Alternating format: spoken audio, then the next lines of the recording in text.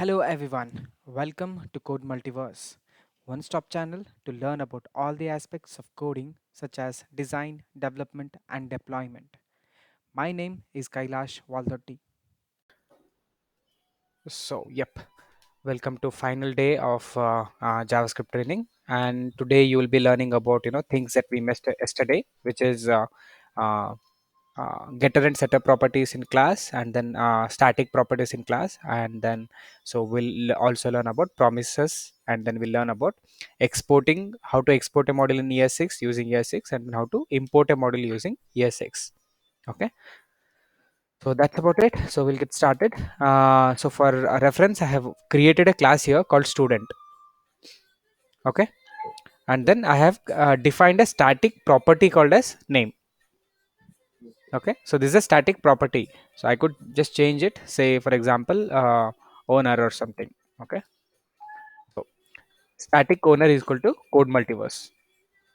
Okay, and then I have created a constructor method again. So constructor methods we already learned about it. So constructor method is used to initialize the values of a object of this particular type, right? Student type.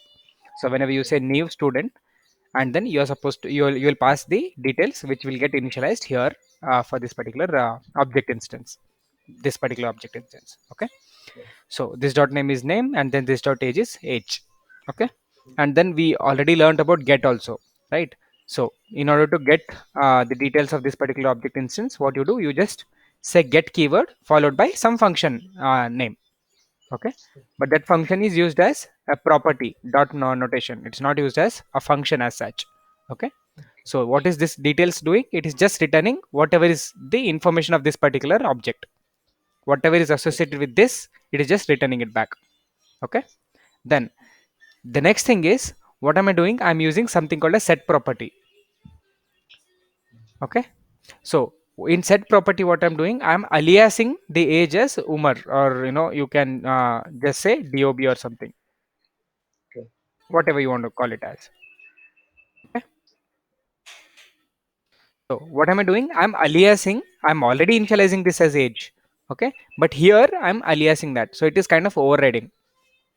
Okay, so if I just go ahead and then print the static property details, right? Static property was what? Owner is code Code one. multiverse. So if I just go ahead and then run this, you'll see that static property can be accessed on the class itself. Okay. Correct, I've created Yeah. a class, and then I can access it on top of that. Okay, Yeah. then later I'm creating a student object. Okay, with some proper some values in there. So what will happen, this will get assigned to name, and then second one should get assigned to age. Correct, Yeah. second one should get assigned to age. But let's go ahead and then see what happens. Okay, so I'm just going printing it. Okay, so you see that first one is code multiverse, still code multiverse, but second one is an object with properties called as name Name. and dob. Name. Okay, it's not age, it's dob, because you are aliasing using set property. Okay, so again you could use stu to print it, or just stu details to print the same thing. Okay, I'm just commenting this out. Okay, though both of them will give you same answer, because in details what I'm doing, I'm returning this. I could return this also. I could return this dot say name, and then I could return this dot age. Let's see what happens in that case. It says undefined, because age is not defined as age, it is defined as dob. Okay. Right Yeah. now, Yeah. so that's the second thing. And then next thing is, so again you can directly access dob, and you cannot access age as such. So that's about So how you do get property. So get is used by using get keyword, and then it will return whatever you mention as part of return statement. If you return just this, then it will return you the entire object properties. And if you return certain things, then it will only return you that particular property values. Okay, and then set is used in order to alias the things that you are actually initializing in constructor. Okay, and then okay. static property is used in order to Means that is just for aliasing. Means not to set another value. Means if I No, want no, to it is set. actually setting something as something else. Okay. Okay. Now, so the another thing is that we created a static property called as owner, and then we were able to get that value here. So let's go ahead and then see if we can access the static property on top of what do you say, object created, object instance, right? Yesterday we did talk about this, that static property can only be accessed by class, on class itself. Hmm. It cannot be accessed on instance of a class. Let's go ahead and then just check that. Okay, you see that it Sure. gives you undefined. Okay, again, sticking back to original statement, which is static properties can be accessed only on top of Class. original class. Okay, it cannot be accessed using the object instance. Okay, that's What is about a your. set? Set age. Uh, You can what set the add it age? whatever you want. Okay, yeah, so it could be name also. Okay, but this time what will happen, your name got see where is it. Okay, so your name is not coming here, you're passing name here. So the moment you say set name, okay, what is happening, I'll just see here, you're passing name and you're passing age. Okay, so name is should get assigned as name, but you're saying set name, I mean you're saying name should be passed with value of age, and then that should be set as dob. Okay. Okay, so you're confusing yourself right there. So what you should do, you should say name, you're setting the name property, which is this. Okay, and then you're saying it is first name. So these are understood. So I want to. Is this means new name? Means we set new name or thus all the same as the earlier one. Sorry, you can set the new name if you want. You can set the new name if you want. Okay, for example, you don't want to give anything here, you can just say static value. Okay, you do not want to give anything, you can give a static value there. Got it? It means a set value. I want to know the set name and the inside the bracket name. Okay. Both have to be same. Okay, so you mean to do like this, set name is equal to, okay, something like this, right? Okay, let me just print it after this. What happened? It did not set it, right? And that's yeah. Yeah, that's the thing. So you are actually setting it only part of initialization. I think that is something that we were missing yesterday. Okay, so you can do get, but you cannot do set, just like what you are expecting, what you expect uh, it to be. No, actually the set name and inside the brackets are name. So those both have to be same or this Oh, this one and both. this one. No, Yeah, does yeah. doesn't have to be. It can be X also. Okay? Okay. So now still you So can, if you inside the bracket, what we want to print that is somewhere. yeah. Okay. So what happens is, if you see say name here, it always takes initialization property. Okay. Okay. But if you give random X, so it means that it is now open for assignment from outside. So just like what we were doing here, CMRIT, now it is available from outside. So you can see it got Okay. changed. Yeah. Okay. So let's print this here. Okay. So in first case it is CM. Okay, Yeah. because what happens is the moment you initialize something, right? Okay. So it actually gets with name value there. Okay, Yeah. and the next time you are actually doing setting the name with stu.name, so it is actually setting the dynamic name. So it depends. Okay, it depends on what you're doing. So either you can alias this, or you can assign a new value. Okay, but the param name should be different. Okay. Okay, if you have name here, then it means that all the time you are actually setting it to name property only. Okay, Yeah. and then if you have X here, or any other random variable which is not available in the constructor method, then you are actually setting it to something that you're passing as part of parameter. Okay. Okay, Yeah. So what do we have next? Okay, so the next thing that we have is I think we are done with this. We are done this. We are done with this. So I'm just gonna close comment this out.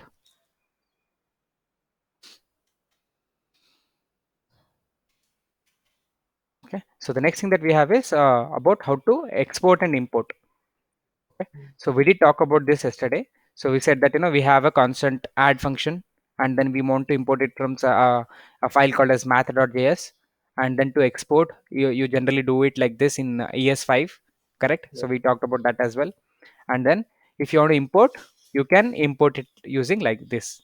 Okay, but in Okay. ES6 what happens is it is even more simpler. How is it simpler? You simply add a keyword called as export. Okay. Okay, export before the function, and then you simply say, instead of saying require and all, you say import. Okay, import,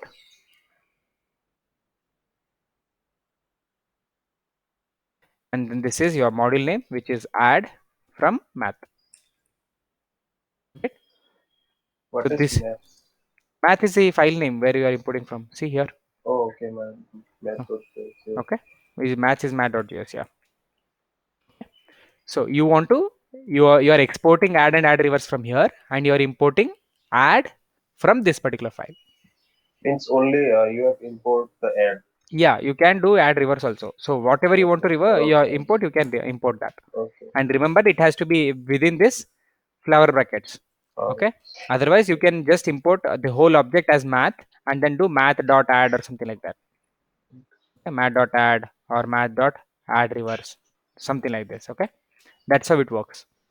You can either import as a object like this, using flower notation. You can do this, or you can import it as a whole, and then you can do dot notation in order to access the functions which are exported from here. Okay, but if I just go ahead and run this, right, what happens? It says cannot use import statement outside module. So some errors are coming up. Okay, basically some errors are coming up. So let's just go back and then fall back to the old way of importing things. Okay, where we used to import using require, right, not using import keyword. We used to import few things using require.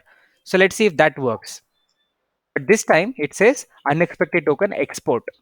So it has problem with both export keyword and then import keyword. Hmm. Can you see it? Yeah. The moment you are using ES6 standards, right, it doesn't, your Node.js environment does not really compile it and then use it. Okay, you are not able to perform operations. So how do we overcome that? So we overcome that using something called as transpilers. Okay, Babel is one such compiler. So what Babel does is you give a function. So for example, you give this. Okay, where did it go? So let's say try it out. You write your code here and then see how it gets exported. I mean, this is ES6 function, right? Because you are using the export keyword before function. But look at it how it got converted. It got converted into ES5 model, Okay. because this is how we export it in ES5, right? Expect, Hmm. you don't have model before this keyword, right? Yeah. Export dot add reverse equal to add reverse, right? That is how you do it. Or say you just have add. Okay, you just have add here. So now you see how it looks. It is converting things into Yes. Fine. ES5 module. Okay, so that's why you need some compilers like that. Okay, so that your code is now compatible with your browsing standards, and then you can use that, those keywords. Okay, second. Okay, resuming the execution. So for that I have a small example here. So the example that I have here is about greeting function. So but you can come back and then add this add reverse one. Okay, so here I have export function add reverse, and then I also Yeah. have say export function add. Yeah. Okay, so it's exactly same, right? It's exactly same like what we had in this particular file math.js. So I'm adding Hmm. them in greeting.js. Okay, now So the next thing is in index.js, I'm gonna call my particular code. What code? This code.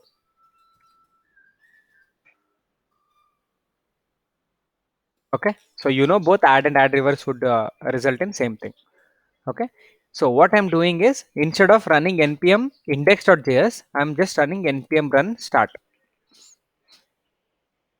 Instead of saying node index.js, I'm saying npm run start. Okay, one sec. So this is instead of math, it will be greetings. Okay, I'm saying npm run start. I'm not saying node index.js. I'm saying Oh, npm run okay. start. And we can see that things are getting added and you're getting the answer properly. Yeah. Okay, So correct. NPM ROM starts with the Yeah, so prerequisite for I'm coming there. I'm coming there. Okay. So what changed? What made it, process these things? Because clearly export and import were not working in the ES5 version. So yeah, what changed is that I created a node project. Okay. And then what I did was I installed some third party libraries called as Babel CLI and Babel presets ES 2015. yeah, Okay. I created node project with by installing these two third party libraries, and then we just saw what Babel can do. yeah, What will Babel do? Babel will compile your ES6 code into browser yes, compatible code. yes, Correct. So that's and then how am I doing that? So under script I'm just using, so like once I install them, I'm saying whenever you run index.js file, run it along with this commands. okay, Got it? So whenever I'm running index.js, what I'm doing, I'm running them with this particular commands before them. So what it is doing, yeah, these two commands are taking this file name as an argument and then compiling it and then executing it. Okay, okay, it's not just this file, all the references which are mentioned in that file also get compiled. mm, Got it? So yeah, index.js is having reference to greeting. So, and greeting has this function. So, both of them will get compiled. It's not just index.js. Got it? okay, So, all the yeah, references will also get resolved. yeah, Okay. So, we clearly know what Babel did in the browser. And then mm. this is how you can use them in here. So Okay. how to download this file or Okay, how yeah, to coming there. Okay, so now you have, so this is part of package.json again. So yesterday we did learn about different sections of package.json, and today we mm, will learn little bit more about what they are. Okay, so in order to download some dependency, right? I mean, we did learn about that yesterday also, saying that you will have a command called as npm install install? followed by your library name. Okay, you can either download one, you can either download one, or you can download multiple at one go. Okay, just by giving a space in between each library. Okay, Okay, just say npm install or npm I and then followed by library names to install these packages in your project. Okay, okay, but if I do this, what happens is they get resolved under something called as dependency sections. Okay, these two will come under dependency section, not under dev dependency section. okay, But you can see that they're actually under dev dependencies. Why is so? Because I do not need them for production ready code. I before it goes to production ready, I am actually compiling them in my local only and then I'm bundling it and giving it to you. Okay, so okay, in order to make things as dev dependencies, you just add save dev. Okay, so if you give this particular flag, what happens is whatever libraries you are mentioning after that will go under dev dependencies. If you do not mention that, they go under dependencies section. okay, Okay, and then regarding this script you are using or this commands you are using, it's totally specific to the libraries that you are learning about. Okay, whatever libraries you are downloading, we should just refer to that, and then we means after downloading we should mention the name. yeah, you should definitely refer. I mean, this is something that you will go and learn about it as you go on. Okay, so I do not think I think you will be able to learn each and every what do you say, command, or how it is, how each and every library is used in different ways. You will not be able to run that. You'll not be able to learn that all by yourself. It just comes with experience. So I'll just leave it at that. Okay. So for now, just go ahead and then copy this and then work with it. It's absolutely fine. So if you see npm install save. So this is for React. Leave that. But if you see how they have put it under save dev, so that it Okay. goes under dependency section, dev dependency section, not under dependency section. Okay. Okay. So that's about how you can, I mean, again, this start can be anything. So whatever you give on right hand side matters, because this is something that is compiling index.js and then giving it back to you. But this command can be anything. Instead of saying start, I can say launch. All that I need to do is I'll just need to say npm launch. Instead of saying npm start, sorry, npm run launch. Instead of saying npm run start, I should say npm run launch. So this command name can be anything. Okay.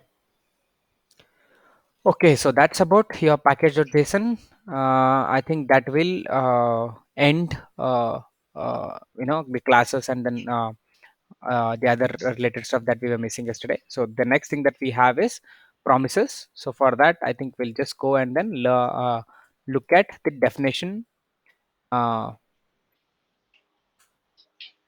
in MDN only. But before we go there, I want you to tell me what do you think is a promise. I think you have already gone through that because I asked you to do so. So can you tell me what did you Uh, find out? to say because tough thing. I'm not able to hear you. Be more louder. Okay, just second. Be more louder. It was set timeout, something like that. We They should give are that time. no set timeout, clear interval, and then set interval. All of them are window inbuilt functions. So I'm asking about promises. I mean, they also use promises behind the scene, but what are promises? There are examples for that. Generally, what is a Just promise? what we uh, swear on ourselves to do something. Yeah, okay, but whether do you do it all the time, No, right? So sometimes it's true, yeah, sometimes false. correct. So just think about promises in general. Again, I'm reiterating this sentence that I always say. Whatever you have in programming, right? So just relate it to your real world examples, and then relate all those English keywords to English literal meanings, and you'll be able to understand them even more better. So for example, promises. So I promise that I will deliver the course content by so and so date. Yeah, Okay, that's a promise that I make. But do I fulfill it? I may or I sometimes. may not, Yeah, right? I may not fulfill it because I can cancel the classes altogether. yeah, Okay, or I may not fulfill it because instead of saying the set deadline, I might take 2 or 3 more days extra. yeah, Okay, or I might fulfill it on time or before time. Okay, anything is possible, but a promise is just a word that you will complete some action. Correct. yeah, So somebody knows that you are responsible for it, so they don't have to wait on you. Okay, did you understand all these scenarios now? Now similar thing goes with your JavaScript promises. Okay, so now let's go ahead and then look at the promises in your MDN. Okay, so a promise object represents eventual completion or failure of a asynchronous option and its resulting value. Okay, yeah, again read this again. Promise object represents what? Eventual completion. Okay, just like okay, I will be delivering, I'm not delivering it immediately, I will be delivering the course content in given time. Or failure, it can be completed or it can be failed of an asynchronous operation and its resulting value. Again, so one thing that we did not we do not still we did not still explore is asynchronous. What is asynchronous again? What is synchronous and what is asynchronous? Again, relate that to your real world and tell me what is the meaning of them. follow. Okay, synchronous.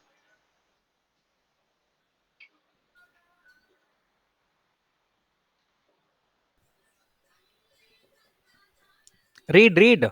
I've opened it for you only. Read it loudly. Not existing or occurring at the same time. Okay. Then what is synchronous? Existing or occurring at the same time.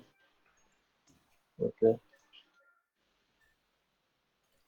Existing or occurring at the same time. Okay. Making or deleting. Okay. Okay.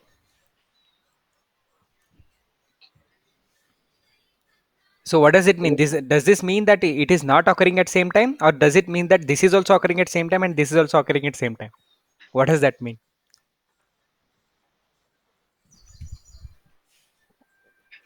So So what is synchronous, definition the difference between synchronous and simultaneous? simultaneous occurs at the same time.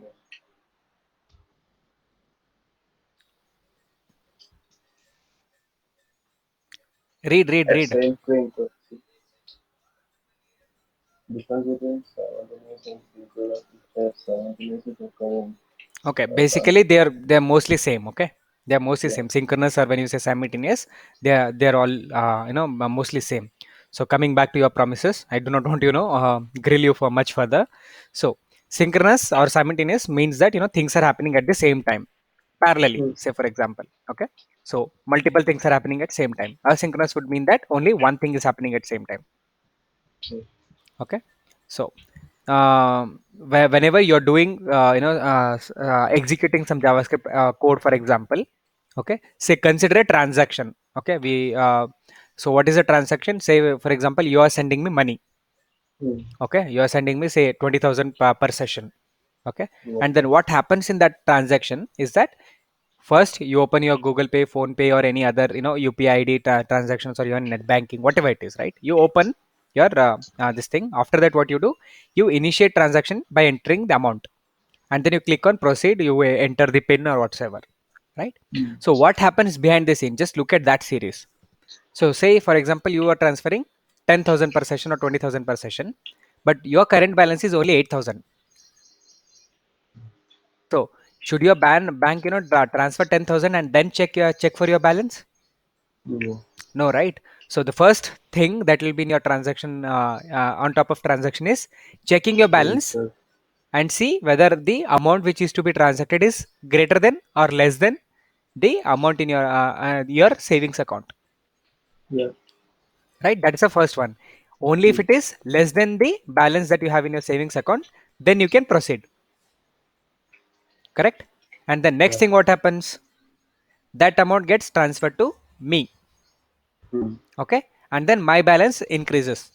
Increase Okay, as compared so to currently I have existing. only 10 rupees because I'm not as rich as you. So then you added 10,000, I got 10,010 rupees. Okay. Okay, so it will verify whether I got the money, and then it will deduct it from your account. Okay, that's one way of doing it. And your data, your savings account is updated with latest balance now. That's one way of doing it. Or second way is, like, look at all these things. So how is it happening? So you are sending money from Axis Bank. Okay, and your money got deducted from your Axis Bank. I have HDFC Bank. Okay, so the money should come here to me, and then that should get Yeah. updated. It should reflect in my balance, and then I should send a message back saying that money has gotten updated, and then you will deduct the amount from your account, and then you will update that. You will update Yeah. your savings account balance. Correct. So Hmm. what is happening is, for all this duration you are blocked from doing any other activity. Okay. Correct. But Yeah. simply what you Google Pay, Phone Pay, or any other UPI IDs use is that they first deduct your money. Okay. Okay, correct. They first deduct your money, saying that because it's a promise that they'll deliver it to me. It's a promise made by them that they'll deliver it to me. Again, a promise is eventual completion or failure. It might fail or it might succeed. So they promise that they will complete it. So they'll deduct the money, they will send it to me. So it might get updated or it may not get updated. For example, yeah, my UPI ID pin is wrong, or I close that account immediately, say 1 hour before you sent me money, whatever it could be. I deleted, something happened. Okay, so it failed. So what happens? After a certain time, your balance will again reflect back. So the transaction will roll back. Correct? I Yeah. know we are talking a lot of things other than promises. We are talking about database properties and other things, but Yes, just yes. the basic thing is that why do we need promises is the point that I'm noting down here. Is that you do not have to wait on anything. The moment the money got deducted from your account, you are assuming that it will get delivered to me, and you are continuing Yeah. with the rest of the other operations. Okay, Okay. that's the beauty of promises. I mean, you can just do different operations by assuming that the previous operation is successful. Hmm. Okay, you do not have to worry about the result because you assume that it is going to be completed, it's going to be successful. If it fails, you will have handle it in a different way. You already learned about try catch methods, and then throw Yeah. methods, and then finally method, so you'll handle it differently. That's a different story in your code. Okay, but so this is the importance of promises. What is importance? You do not have to block certain people or anybody from doing certain other operation. Okay, Hmm. Okay. because Axis Bank to HDFC, HDFC back to Axis, and then user have to wait. That UPI ID will keep, your when you're transferring money to me, it keeps rolling, right? Hmm. That's not how it's supposed to happen. It should transfer it immediately. Okay, so that's about what is promise and then why promises are useful. Okay, then coming to JavaScript, so promise can have one of these three states: pending, fulfilled, or rejected. So pending means the moment you create something, it is pending, it's yet to be completed. Okay, just like in real world. And then fulfill means it's successful. Okay, and rejected means it was failed. Okay, so again come back here, and then you see that the moment you create a promise, it can either fulfill or it can get rejected. And if it is fulfilled, you can do other options, and then that other options can be a one more promise, or it could be other general statements. Okay. Okay, and then that promise can again fulfill or reject, whatever it could be. And then if it rejects, you can catch it and then do error handling, or you can do some other operations. Again, that could be another promise. I mean, it could be anything. That's the Yeah. point. You can the moment your promise fulfills, you can do one more promise. So for example, the moment you transfer money to me, it gets deducted. So the promise is it gets delivered to me. Okay. Okay. So the moment I got the money, okay, async operation is updating the balance, or Yeah. one more promise would be sending that notification back to your bank, Okay. or assume that it was failed. If it failed, then I'll just do error handling, or I'll also send the money back. And if I am sending money back to your account, again that's one more promise. Okay. Correct? That way. So that's about promises and promise life cycle. And chain promises is promise one by one. So for example, if you did one thing, and then you'll do something, and then you'll do something, and so on. Okay, for example, first we promise saying that we will complete JavaScript, and then we will do Node, and then we will do databases, and then we will do React, and so on. Okay, I can make multiple promises. Okay, but only if when first promise is complete, I'll go with second one, and so on. Okay, because I clearly said once JavaScript is completed, once JavaScript promise is completed, then we will do Node.js, and then we will Okay. do databases, and then we will do React. Got it? Okay. So they are chained, they are coming one after the other. So resolve C cannot happen before resolve B, resolved B cannot happen before resolved A, and then resolved A will not come before my JavaScript promise. Okay, Okay. so that's about promises. And how do you create? You just create it using new promise method, and then wait for it. So let's go ahead and then create a promise right here. You can so that's about one sec. So you can just create var js promise equals new promise. Okay, I'm not putting any function inside that, I'm just creating new promise. Okay, can you see it? What happened? Tiger. Okay, it get errors because it does not find any resolver. So resolver is Okay. mandatory. You can see that what they did here is my executor function was put there. And what did my execution function had? Okay, it doesn't have anything here. Let's go ahead and then use this resolve and reject. Okay, so let's go ahead and use it. So as I said, a promise will have initially it will be in pending state, but going forward it will have one of these two states. Either it gets resolved or it gets rejected. So what I'm doing is I'm just commenting these lines and then instead saying console.log and say hello Sumit promise or whatever. Okay, and you can see that it immediately solved it. So go ahead and then Okay. access JS promise. It still says pending. Okay. Okay, you keep accessing n number of times, it keeps saying that it is pending because we did not mention whether it got resolved or not. Okay. Okay, so go ahead and then do this.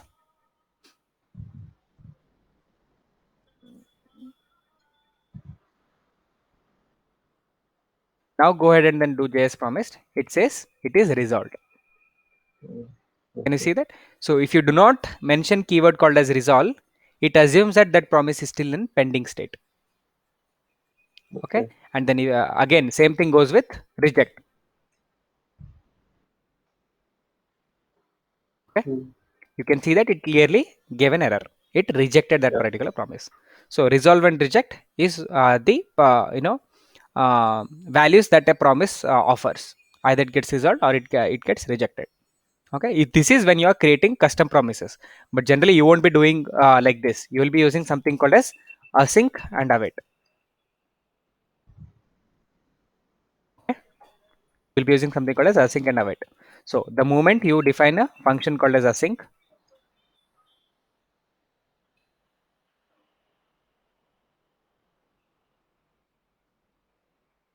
return args. Tell me what is the value that I should enter here, Okay. dude. Don't do this, Okay. okay? Keyword SCC plus. Yeah. Okay.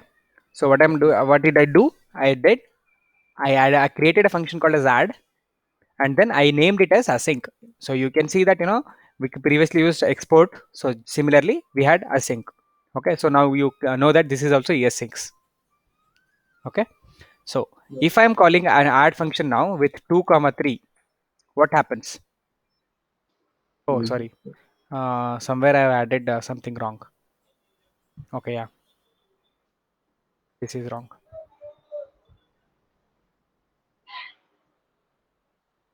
Okay, so can you see it? The moment I'm calling add 2 comma 3, it is actually written a promise. mm. So you know that async function will create promises. It will return you promises. Okay, and It then is this promise fulfilled is promise. fulfilled. Okay. Okay, By default, it is by fulfilled. default it is creating a promise. So the moment you mention async, it creates a promise for you. By default, it is fulfilled also. No, by default it is not fulfilled. It's fulfilled because this is getting executed successfully. Okay. Okay, you can see that it got rejected also in the previous case because there was a Mm, reference error. You can see that, right? mm. Promise got rejected here. Yeah. Got it? So by default it's not successful. It's either successful or it is rejected. Totally Okay. depends. Okay, and you saw both the cases here. Okay, so that's about Yeah. your async keyword. So the moment you use a async keyword before a function, it returns you a promise that that function will execute at some point of time. Okay, Okay. it will execute all the statements within that, and then you have something called as await. Okay, so await keyword is used within the async only. Okay, await keyword is used within async.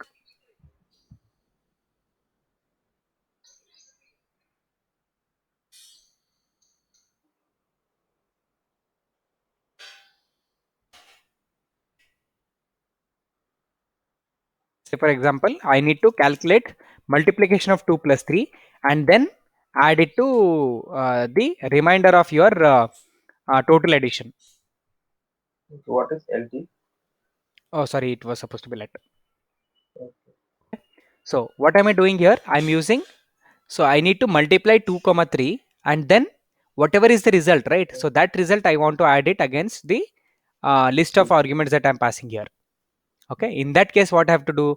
I have to wait for multiplication operation to complete. Okay. Got it? So in order to wait inside a async function, because async itself is a promise, right? Right. Yeah. So it says that it may or may not fulfill. Okay. Okay. So in order to do, in order to wait for certain result before we go with next set of things, you use await keywords. So the moment you use await keyword, this line will not get executed unless this line is completed. Okay. Okay. And as I said before, await keyword can only be used along with async. You cannot use it Yeah. outside like this. Okay. No. Okay. Okay, so that's about your async and await. Go ahead and read about that. So that's it. Also, that's also about today's class. So if you have any questions, we'll take. Thanks for watching. Please don't forget to like, share, and subscribe. Click on bell icon to get notification for new videos on your favorite channel, Code Multiverse.